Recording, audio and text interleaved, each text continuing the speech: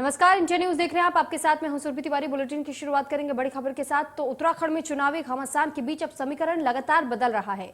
चुनाव की तारीखों के ऐलान के बाद से अब नेता पाला बदलने में जुटे हुए हैं और देवनागरी उत्तराखंड में इन दिनों सियासत गर्मा गई है। दरअसल नेता अपने सुरक्षित सियासी भविष्य को लेकर के नई जगहों पर प्रवेश ले रहे हैं और इन्हीं सब में सबसे चर्चित चेहरा हरक सिंह रावत ने कांग्रेस का दामन थाम लिया है।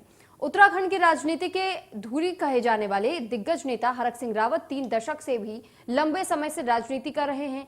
हालांकि इन्हें राज्य का मौसम वैज्ञानिक भी कहा जाता है। वहीं प्रत्याशियों के चयन से बीच अभी भी सबसे बड़ा सवाल यही है कि क्या कांग्रेस में जिस तरीके से पूर्व सीएम हरीश रावत खुद भी चुनाव लड़ेंगे या फिर चुनाव लड़वाएंगे। उत्तराखंड में बीते कई महीने से न केवल कांग्रेस बल्कि बीजेपी समेत बाकी दल भी इस सवाल का जवाब जाने को बेकरार हैं।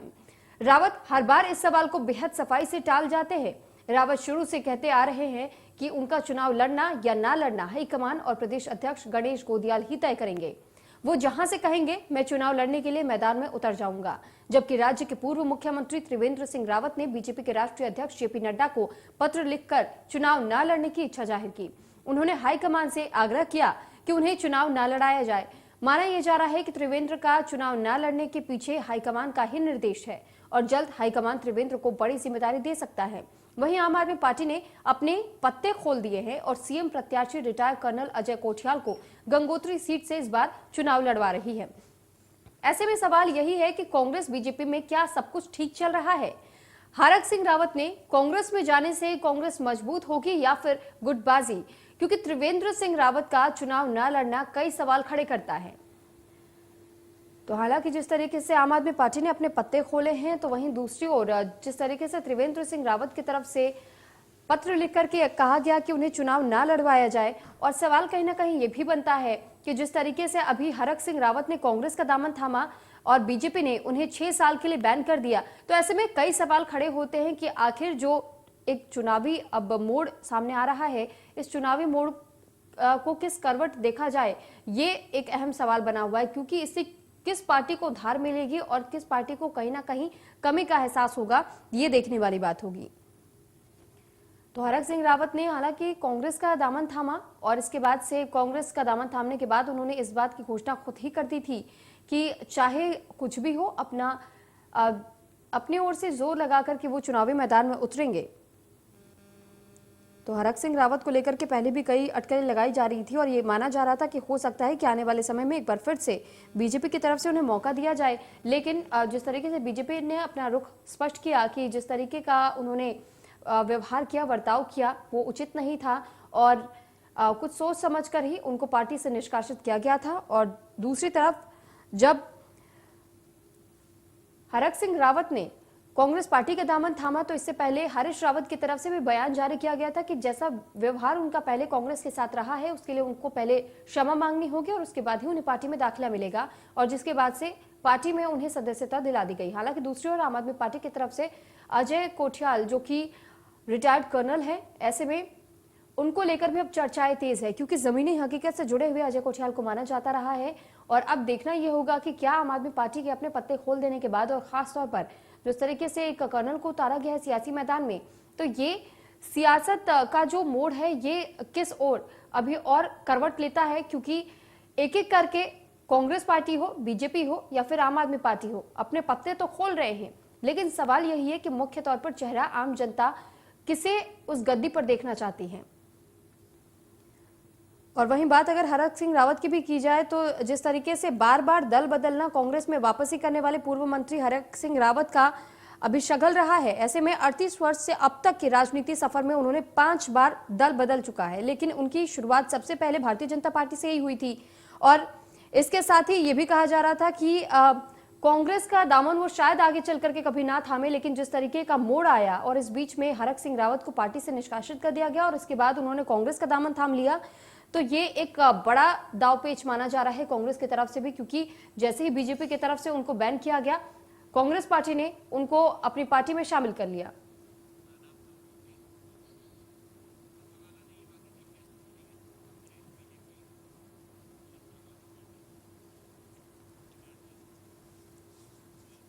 तो चलिए इसी के साथ अब बड़ी बहस की शुरुआत करेंगे और आपको सबसे पहले मेहमानों से भी रूबरू करवा देते हैं। हमारे साथ शादाब शम्स प्रदेश प्रवक्ता है बीजेपी के, जुड़ चुके हैं। डॉक्टर प्रीतम सिंह प्रवक्ता है कांग्रेस के और दीपक पांडे है प्रवक्ता आम आदमी पार्टी से। आप तीनों का ही बहुत स्वागत है इंडिया न्यूज पर।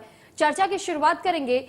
शादाब जी, सबसे पहले आपसे मैं शुरुआत करना चाहूंगी, क्योंकि देखिए जिस तरीके का सिलसिला इस वक्त हम देख रहे हैं कि किस तरीके से त्रिवेंद्र सिंह रावत ने तो मना कर दिया चुनाव लड़ने से, वहीं कहीं ना कहीं दिग्गज नेता के तौर पे जब जाने जाते रहे हैं हरक सिंह रावत, वो भी कांग्रेस का दामन थाम चुके। क्या आपको नहीं लगता कि आने वाले चुनाव में कहीं ना कहीं बीजेपी को अब कांटे की टक्कर आम आदमी पार्टी या फिर कांग्रेस दे सकती है? देखिए सुरभि, मैं इतना जरूर कहूंगा कि जिसे लोग मौसम वैज्ञानिक समझते थे उसे हमने निष्कासित करके पार्टी से आउट कर दिया है और बता दिया है कि किसी कीमत पर भी ये भारतीय जनता पार्टी है जो अपने अनुशासन के लिए जानी जाती है। यहाँ गलतफहमी कोई ना पाले। कोई अपने आप को बहुत बड़ा धुरंधर समझता हो और उसे गलतफहमी हो अपने बारे में, तो यहाँ 2 मिनट में गलतफहमी बड़े बड़े नेताओं की पहले भी दूर की और इस बार भी दूर कर दी ना। मुझे ताज्जुब हो रहा है कांग्रेस के नेताओं की तरफ से जो कल तक तो हरक सिंह रावत जी को कोस रहे थे, बार बार कहते थे ये महाभ्रष्टाचारी है, ये पापी है, ये लोकतंत्र के हत्यारे हैं, इन्होंने पाप किया है, ऐसे उजाड़ू बल्द है। इधर हमने निष्कासित किया, उधर पलक पावड़े बिछा के उनका स्वागत। ये कैरेक्टर है कांग्रेस पार्टी का।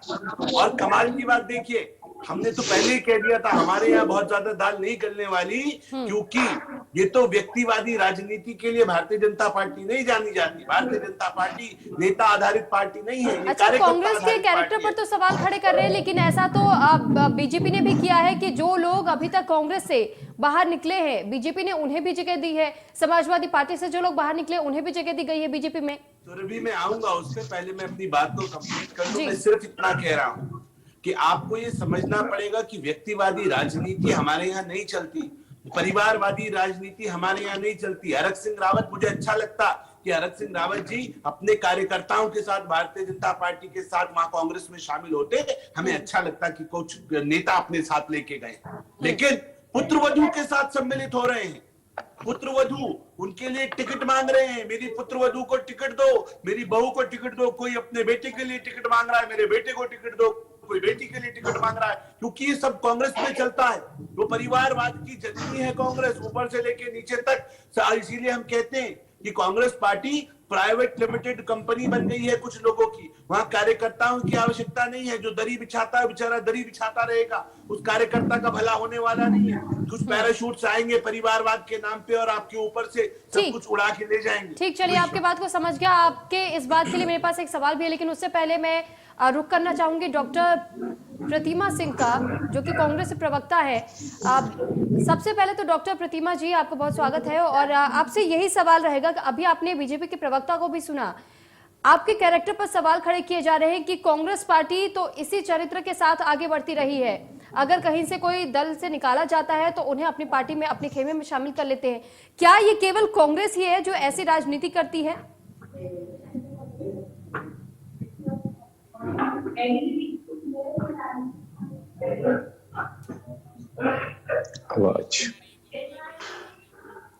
डॉक्टर प्रतिमा जी, सबसे पहले तो मैं आपसे दरख्वास्त करूंगी कि एक बार आप अपना ऑडियो जरूर चेक करें, शायद आप अनम्यूट करना भूल गई हैं। नहीं, am I audible?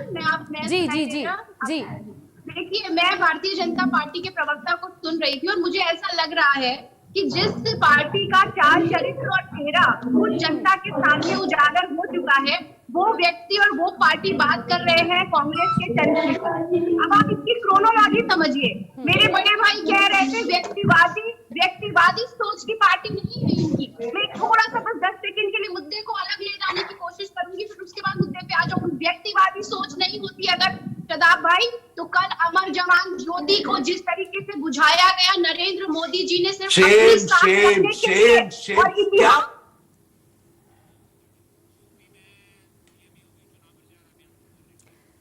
आप सभी से माफी चाहूंगी। आप लोग बड़ी बहस की ओर रुक कर लेते हैं।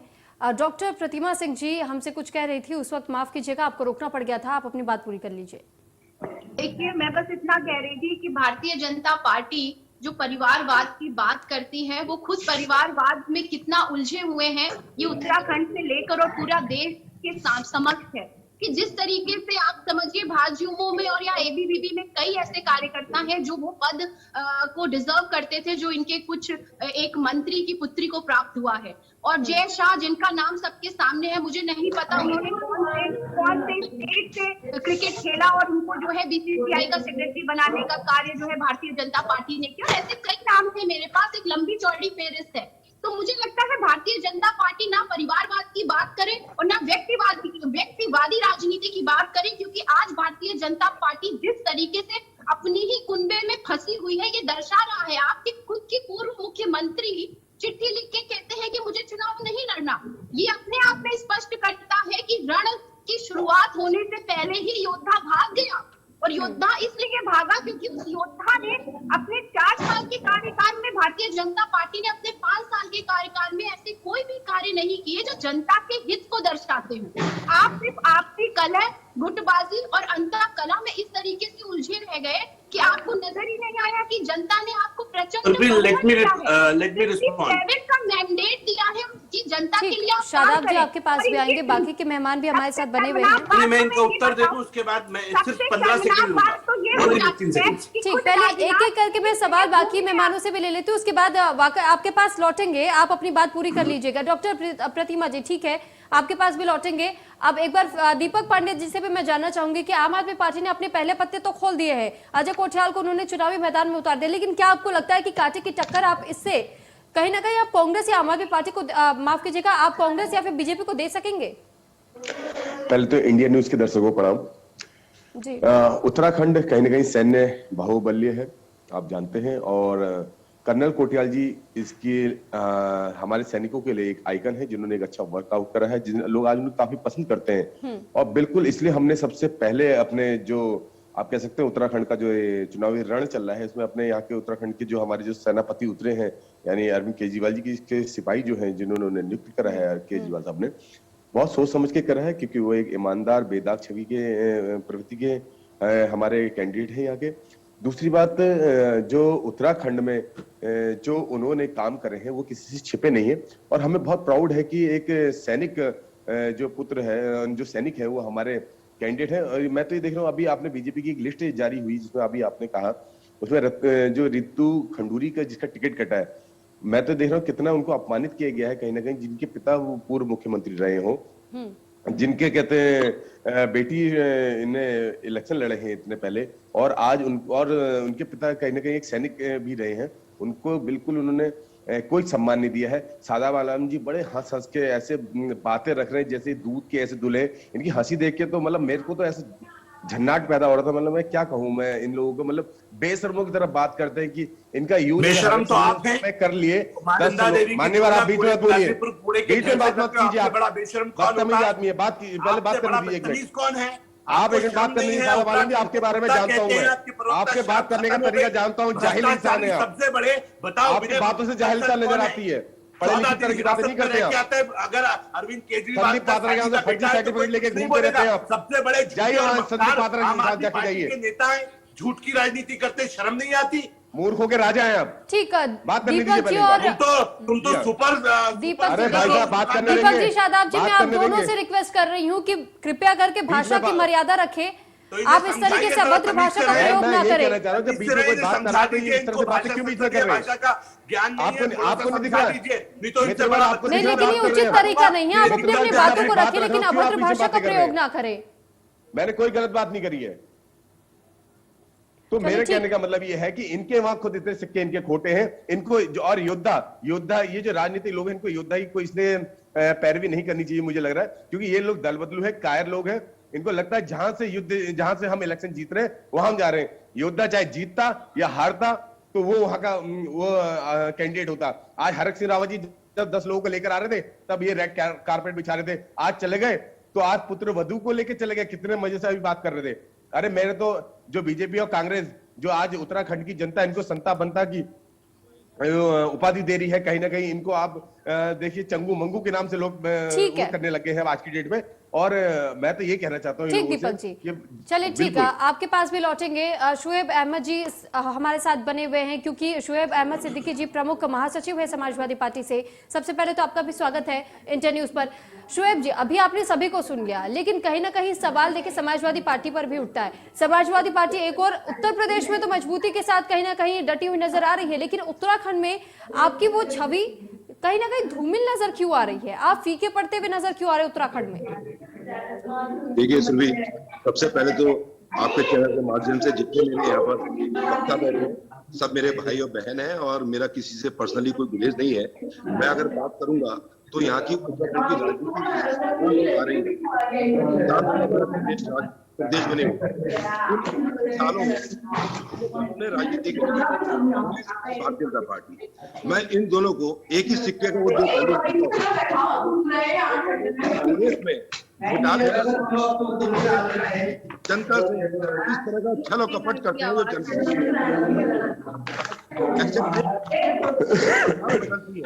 पहले ये विपक्ष में बैठ के बोलते हैं सरकार आएगी तो इन सबों को जितने भी दोषी करार पीछे से डिस्टर्ब वॉल्यूम आ रही है किसी की, उसे मेरा अनुरोध है सुरभि आपसे कि जिसकी तरफ से भी आ रही है उसका माइक म्यूट कर दीजिए प्लीज। मेरे आग्रह है, ये पीछे से बहुत डिस्टर्बेंस है तो बंद करिए। ये पीछे से बहुत डिस्टर्बेंस है, मेरी आवाज ना सुनाई दे रही है, ना बोल पा रहा हूँ। ठीक है, आप सभी लोगों से दरख्वास्त करूंगी कि जहां से भी आप लोगों के अगर आसपास में कहीं ज्यादा शोर शराबा हो रहा है तो थोड़ा सा दीपक जी के यहाँ से हो रहा है गड़बड़। बाबा की आवाज आ रही है, दीपक जी बंद कर दीजिए प्लीज। मैं ये कहना चाहता हूँ, 21 साल हो गए हमारा प्रदेश बने हुए। 21 साल में जो बच्चा जन्मा वो आज वोटर बन गया, लेकिन ये दोनों दल भारतीय जनता पार्टी और कांग्रेस, इन्होंने जिस तरह छल और कपट की राजनीति प्रदेश में करी है, एक दो पहलू के रूप में, जब एक सत्ता में एक मंत्री इतना बड़ा घोटाले करते हैं और जब दूसरी सरकार आती है वो उसको गले लगा लेती है, तो उसके घोटाले कहाँ चले गए, क्यों पर्दे डाल दिया तो उसमें घोटाले कर। तो इन्होंने ऐसा कोई कार्य नहीं किया प्रदेश के बनने के बाद। नहीं, लेकिन शुएब जी सवाल मेरा आपसे यही था कि समाजवादी पार्टी जब उत्तर प्रदेश में इस तरीके से चुनाव प्रचार कर रही है, लोगों तक जाने की कोशिश कर रही है, तो उत्तराखंड में समाजवादी पार्टी कहाँ लुप्त हो रही है? देखिए एक हर चीज का समय आता है। मैंने पिछली बार चुनाव लड़ा है उत्तराखंड हल्द्वानी से 2017 में चुनाव लड़ा था, उसका भी रिजल्ट आपके पास में है। और इस बार उत्तराखंड में 70 की 70 सीटों में चुनाव लड़ रहे हैं, वो तो लक्ष्य के लिए समय लगता है।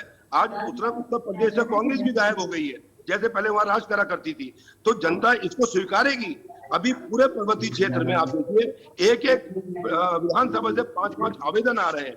अभी हमने 55 लोगों की सूची जारी करी है, तो आने वाला समय बताएगा कि प्रत्याशी कितना जाएगा। वो जनता बहुत समझदार हो गई है।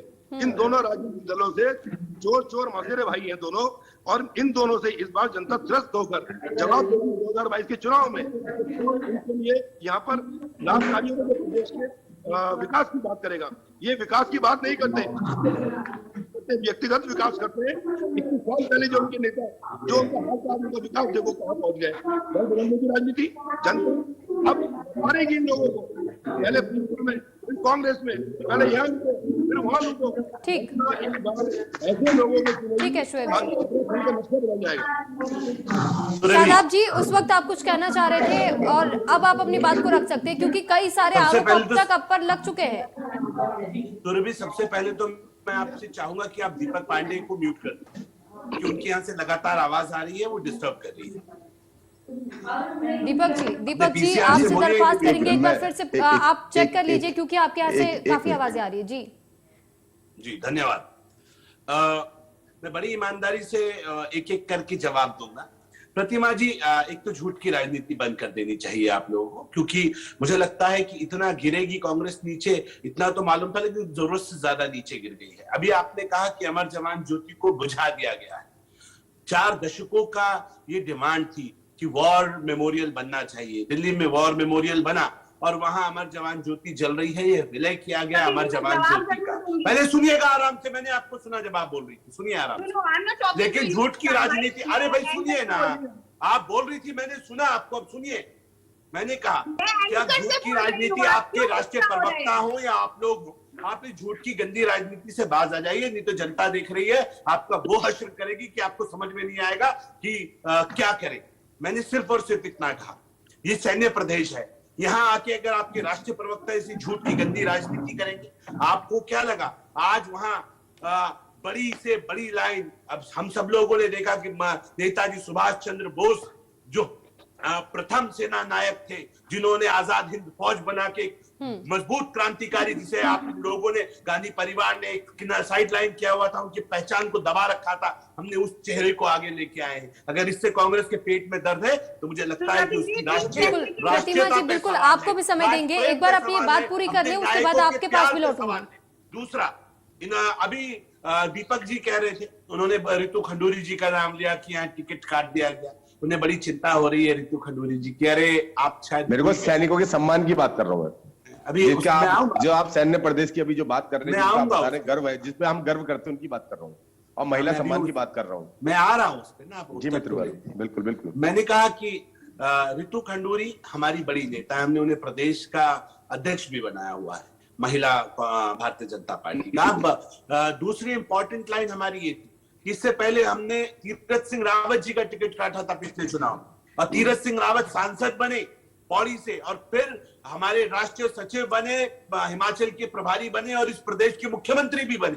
तो भारतीय जनता पार्टी अगर अपने कार्यकर्ताओं को कहीं रोकती है तो इसका मतलब हम कहीं बड़ी जगह बढ़ाएंगे, क्योंकि हम कार्यकर्ता आधारित पार्टी, हम कार्यकर्ताओं की कुर्बानी को जानते हैं। जो हमारा, तो अगर आप रोकने की बात कर रहे हैं, कह रहे हैं कि रोकते हैं ताकि उन्हें एक अच्छा ओहदा दिया जा सके या एक अच्छी जगह दी जा सके, तो फिर हरक सिंह रावत के लिए आपने इस तरीके का निर्णय क्यों लिया, उनको निष्कासित कर दिया पार्टी से, और अब आप उनके चरित्र पर भी सवाल उठा रहे हैं?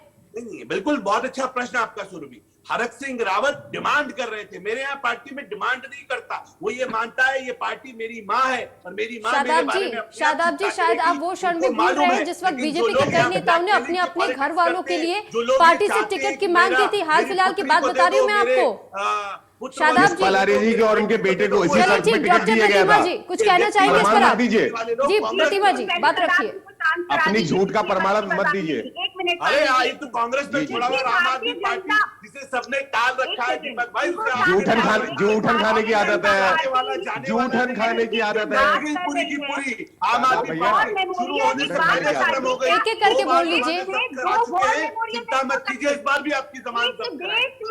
बीजेपी एक दूसरे जूठन खा रही है, सबको दिख रहा है। एक देश में आपको तो झूठन भी नहीं मिल रही, दिक्कत इस बात की आप खाली परोस के बैठे, कोई झूठन को दे दो।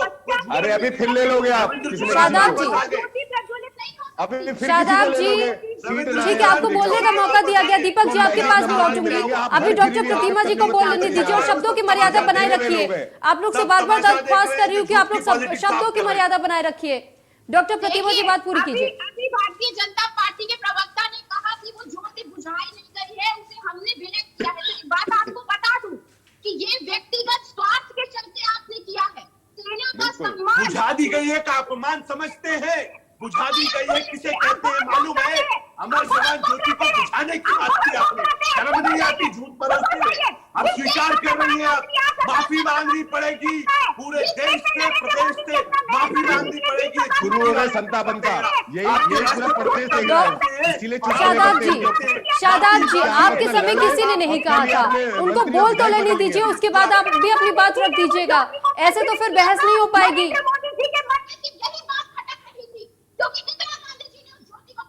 ये इंदिरा गांधी तक सीमित हो, अमर जवान ज्योति की बात आपके नेता की बात रखने के लिए सैनिकों का अपमान करो, अमर जवान ज्योति का अपमान करो, झूठ परोसो। अरे कितना नीचे गिरोगे?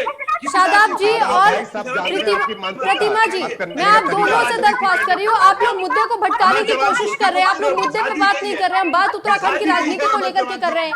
अमर जवान ज्योति पर इस वक्त बहस नहीं चल रही है, अमर जवान ज्योति पर बहस नहीं चल रही है। फिलहाल जो मुद्दा है, आप लोग मुद्दे पर वापस आए, उत्तराखंड की राजनीति को लेकर के आज का मुद्दा है।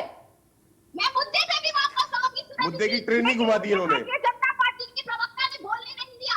आप ओछी राजनीति को करते हैं। आप क्या एक देश में दो ज्योतियां प्रज्वलित नहीं हो सकती?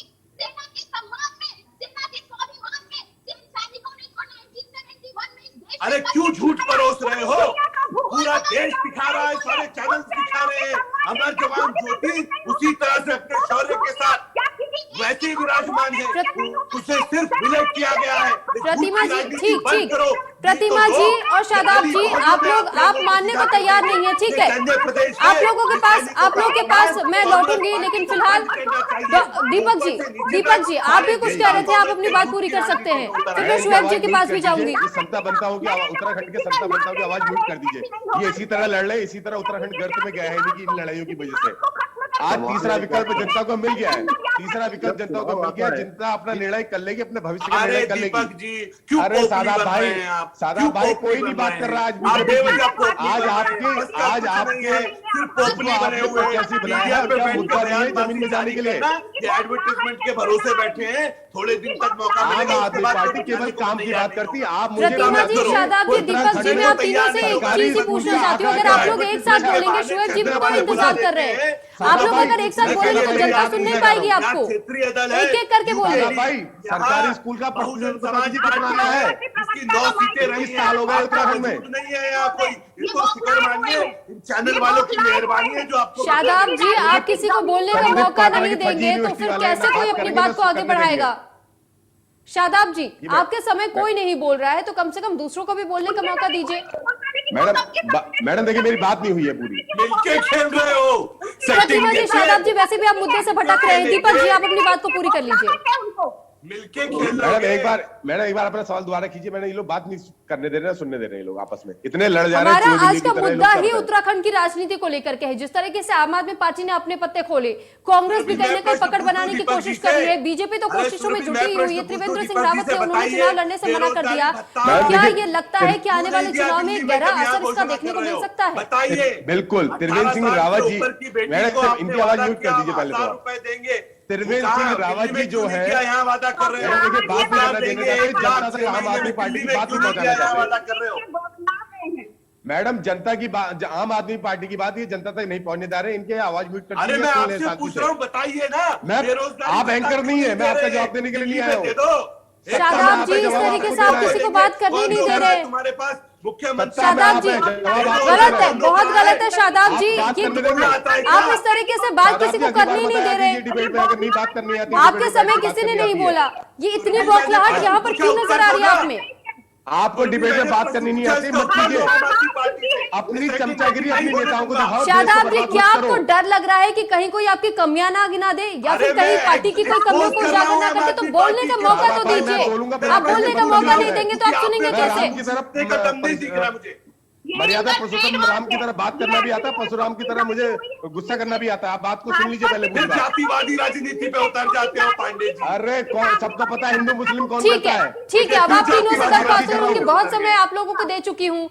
दीपक जी, शादाब जी और प्रतिमा जी, आप तीनों को समय मिला। शुएब जी बहुत लंबे समय से इंतजार कर रहे हैं, चुपचाप है वो। अब शुएब जी के पास ही मैं जाना चाहूंगी। आप लोग से बहस कर रहे हैं आपस में, आप मुद्दे पर बात नहीं कर रहे। शुएब जी, आप अपनी बात रख सकते हैं।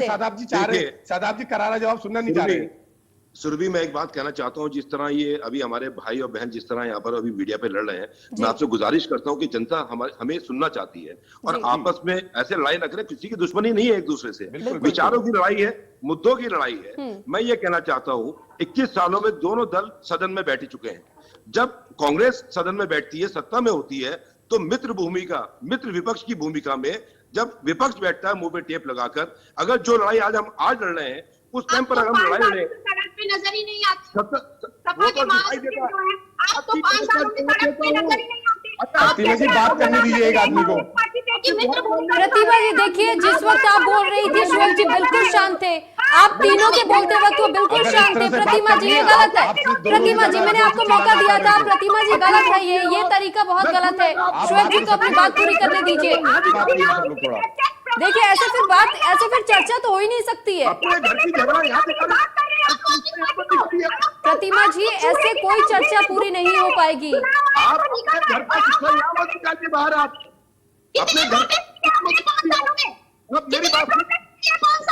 मेरा बीजेपी और कांग्रेस के नेताओं से, प्रवक्ताओं से निवेदन है, अपने नेताओं को चमचागिरी वहां करें, ये केवल डिबेट में ना करें। जनता देख रही है आप लोगों को, इनकी हल्ला ना करें आप। मैंने बहुत प्यार से बात सुनी सबकी। इतने बढ़िया तरीके से बात कर रहे हैं शोएब भाई। नहीं प्रतिमा जी, गलत है ये। शोएब जी, आप सभी के समय वो बिल्कुल शांति से आप लोग को सुन रहे थे, धैर्य पूर्वक वो सुन रहे थे। आप लोग किसी और को बोलने का मौका ही नहीं दे रहे। प्रतिमा जी, आपको समय दिया गया था। प्रतिमा जी, आपको समय दिया गया था। शोएब जी की पहले पूरी बात सुन लीजिए, बंद करिए। पहले पूरी बात सुन लीजिए आप। मुझे मजबूरन आप लोग को म्यूट करना पड़ेगा। प्रतिमा जी, मुझे मजबूरन म्यूट करवाना पड़ेगा आप लोगों को। प्रतिमा जी पहले जवाब सुन लीजिए, आपको भी मौका मिलेगा।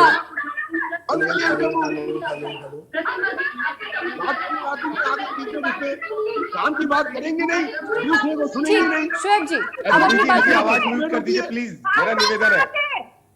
5 साल उत्तराखंड में जब लोग कोरोना से मर रहे थे तो सपा सरकार के मिसमैनेजमेंट के खिलाफ सपा थी। प्रतिमा जी, आपसे बार बार अनुरोध किया जा रहा है कि आपको आपकी बारी का मौका मिलेगा, आप अपनी बारी में बोलिएगा। शोएब भाई से पूछा गया है। प्रतिमा जी, ऐसे कोई चर्चा पूरी नहीं हो पाएगी। आप क्यों नहीं समझ रही है इस बात को? जनता नहीं समझ पाएगी, नहीं सुन पाएगी, किसी भी मुद्दे पर नहीं सुन पाएगी। क्या कह रहा है अगला बंदा? बात तो सुनिए आप। आपकी बारी आ रही तो आपको पूरा मौका दिया तो जा रहा है।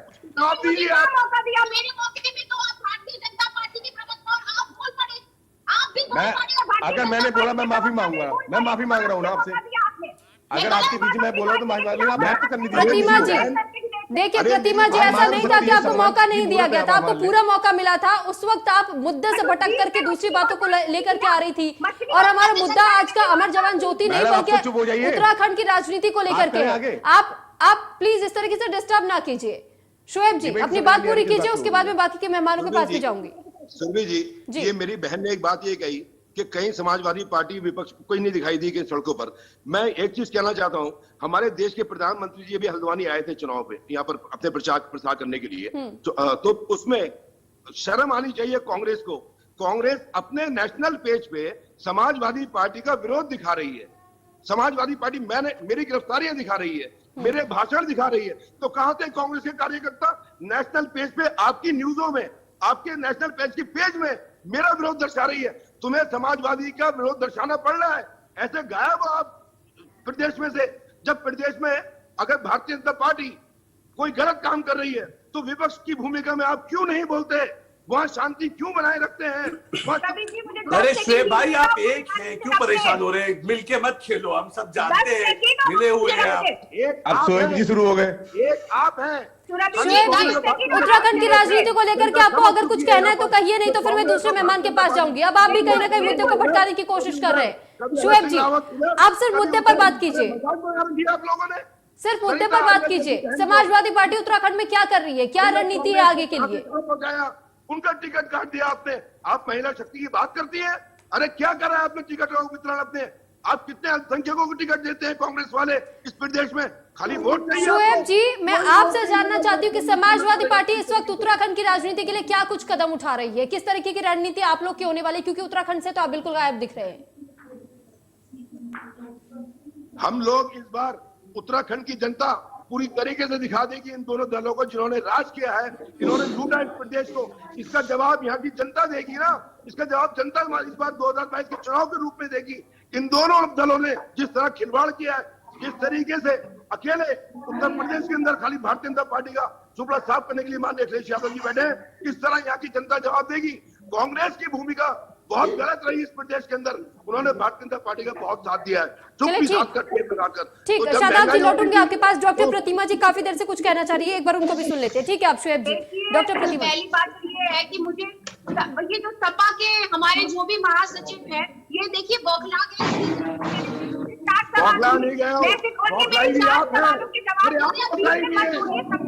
ठीक है शोएब जी, अब आप भी वही कर रहे हैं। कुछ देर पहले तक आप दूसरों की कमियां गिना रहे थे, आप भी वही कर रहे हैं।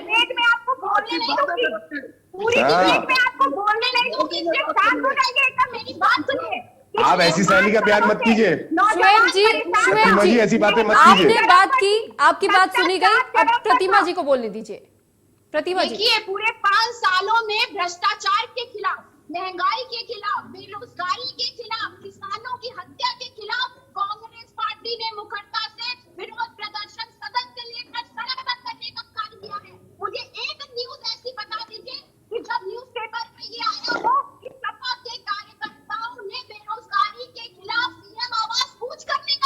अपने लेकिन ठीक, प्रतिमा जी एक सवाल मेरा है आपसे इस पर। आपने कहा कि किसानों का मुद्दा रहा हो चाहे कोई भी मुद्दा रहा हो, आप लोगों ने हमेशा उनके साथ दिया है। जिस दौरान 1 साल का समय था जब किसानों के मुद्दे से पहले भी थे, उस दौरान कांग्रेस पार्टी कहाँ थी? और बेल से निकल गए क्योंकि चुनाव प्रतिमा जी आपने किसानों का मुद्दा उठाया जब किसान लंबे समय से 1 साल से संघर्ष कर रहे थे, उस वक्त कांग्रेस पार्टी कहाँ थी? आप बिल्कुल ऐन मौके पर कांग्रेस पार्टी बाजी मारने के लिए चुनावी मैदान में उतर गई कि हमने किसानों का बहुत साथ दिया, लेकिन 1 साल से जब ये आंदोलन चल रहा था उस दौरान आप लोग कहाँ थे? बिल्कुल आखिरी मौके पर आप लोगों ने क्यों चौके पर आप लोगों ने ऐसा तैयार किया पूरा खेल, जब बिल्कुल अंतिम क्षण हो आप लोग तब बिल्कुल फ्रंट फुट पे आ गए, फ्रंट फुट पर खेलना चाह रहे हैं। 5 साल से अकेला बैठ के यहाँ पर बैठा हूँ, कोई पार्टी नहीं है अकेला 5 साल से बैठा हूँ अपने क्षेत्र में। कहाँ ये किया था कांग्रेस पार्टी के सारे कार्यकर्ता थे कि किसानों के साथ खड़े रहे, किसानों का समर्थन कांग्रेस पार्टी के हर एक कार्यकर्ता और नेता ने किया है। यही वजह है कि दबाव में आज तक हमारे नरेंद्र मोदी जी को तीनों काले कानून जो है वो वापस ले। अच्छा, यानी अब आप इसका भी क्रेडिट आप खुद ले जाएंगे कि कांग्रेस पार्टी की वजह से तीनों काले कानून वापस हुए? आप किसानों को कोई क्रेडिट नहीं दे रही, आप कह रही कि कांग्रेस पार्टी की वजह से उन कानूनों को वापस लिया गया है, किसानों का आंदोलन कुछ नहीं था।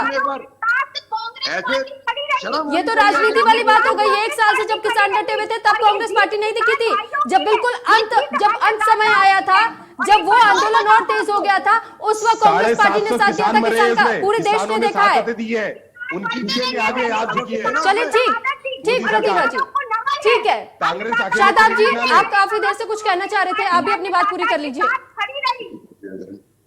हमारे नेता के आह्वान पर हम खड़े रहे किसानों के साथ। ठीक है शादाब जी, किसान जवाब देंगे, किसको वोट देगा किसान बताएंगे, हमारे किसान भाई बताएंगे कि कौन खड़ा रहा और किसान भाई की बातें किससे करी। प्रतिमा जी, शुएब जी, ठीक है, आप लोग का समय पूरा हुआ। शादाब जी का भी मैं एक रिएक्शन लेना चाहूंगी इस पर। शादाब जी का अब रिएक्शन लेना चाहूंगी। प्रतिमा जी, शुएब जी, आप लोग को बहुत मौका मिला, आप लोगों ने अपनी अपनी बातें रखी, अब शादाब जी को भी बोलने दीजिए। शादाब जी अपनी बात रखिए। देखिए, मैंने 2-3 प्रश्न पूछे थे, मुझे उम्मीद था कि उनके जवाब मिलेंगे कि कल तक जो लोग एक दूसरे को भ्रष्टाचारी कह रहे थे, लोकतंत्र के हत्यारे कह रहे थे, महाभ्रष्ट महापापी कह रहे थे, कल तक जो एक दूसरे को उजाड़ू बल्द कह रहे थे, आज प्रदेश की जनता ये जानना चाहती है कि असली उजाड़ू बल्द कौन है। प्रदेश की जनता ये जानना चाहती है कि इनमें से महाभ्रष्टाचारी और महापापी कौन है। और हम ये कह रहे हैं कि ये तो जनता, अगर आपने नहीं बताया तो जनता तय कर देगी, क्योंकि जनता जानती है कि कौन क्या है, किसकी करनी कथनी और करनी में किसका कितना अंतर है।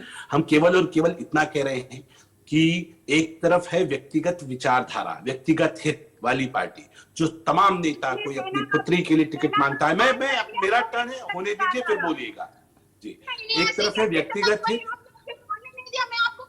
प्रतिमा जी, आप बच्चों की लड़ाई में बैठिए क्या? प्रतिमा जी, आप बच्चों की लड़ाई में बैठिए क्या? कैसी बात करिए कि अगर आपको बोलने का मौका नहीं दिया गया तो आप किसी को बोलने का मौका नहीं देंगी?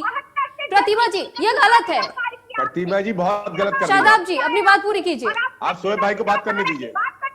भाजपा है, प्रतिमा जी, आपको भी कोई बात करने नहीं देगा, आप ये मत चलिए एक कीजिए, लास्ट आप रिएक्शन बहुत छोटा सा तेज दीपक जी आपसे चाहूंगी। मैं सुरभि, मैं केवल इतना कह रहा था, समय का अभाव है हमारे पास, समय का अभाव है, छोटा सा रिएक्शन। विपक्ष कुछ कर ले, हम सब जानते हैं, सब मिलके खेल रहे हैं और भारतीय जनता पार्टी राष्ट्रवादी विचारधारा के साथ आगे बढ़ रही है। युवा मुख्यमंत्री के नेतृत्व ठीक है में दीपक जी, एक छोटा सा रिएक्शन। दीपक जी, जल्दी छोटा सा रिएक्शन। आम आदमी पार्टी की जमानत को जब्त कराएंगे, पहले 2 जब्त बार कर देना, कोई बात नहीं। कांग्रेस को इकाई पे समेटेंगे। ये कितना ड्रामा कर ले, इनका कुछ होने वाला मैम बात हो रही थी त्रिवेंद्र सिंह रावत जी की। हेलो, कुछ नहीं होने वाला मैम बात हो रही चलो थी ठीक, रावत जी की। शादाब जी, डॉक्टर प्रतिमा सिंह जी, दीपक पांडे जी, शुएब अहमद सिद्दीकी जी, बहुत धन्यवाद आप सभी का हमारे साथ इस खास चर्चा में जुड़ने के लिए और अपनी अपनी बातों को रखने के लिए। अब ये तो देखना होगा कि जब विधानसभा चुनाव होने हैं 2022 को लेकर के उत्तराखंड में, आखिर राजनीति किस करवट लेती है, क्योंकि लगातार तमाम पार्टियां अपना एड़ी और चोटी का जोर लगा रही हैं। अब जनता के हाथों में ही उनका नसीब तय होना है। इसी के साथ फिलहाल इस बड़ी बहस में इतना ही। आप बने रहिए इंडिया न्यूज के साथ।